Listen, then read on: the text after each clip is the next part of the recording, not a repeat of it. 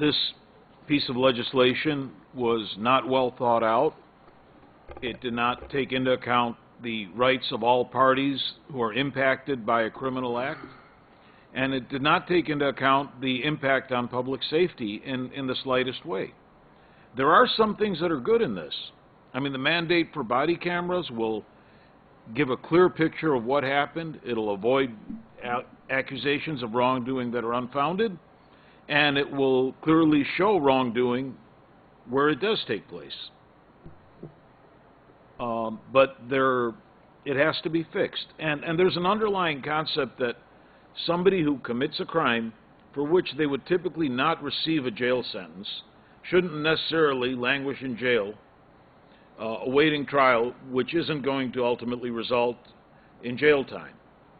But this goes, the Safety Act goes way beyond that and eliminates cash bail for a whole host of serious crimes and does not allow for reasonable judicial discretion as to whether or not there is a safety risk from letting this individual out. It needs to be fixed. It needs to be fixed. It's owed to the people of Illinois.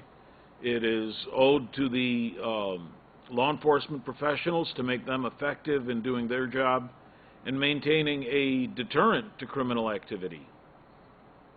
I fully support this resolution urging the legislature to examine this thing and fix it.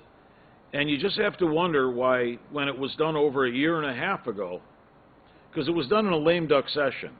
So it was right after an election 2 years ago, a November election 2 years ago, before the new legislature was sworn in. They had almost 2 years to try and fix this, and nobody's done so yet. It's terrible. We hope that us, along with other concerned communities and litigation by, I think it's 100 of the state's attorneys out of 102 counties, 100 of them have signed on to a lawsuit about this. Hopefully it'll affect a change to do something good rather than do something that is a detriment to public safety. So I fully support this. Thank you.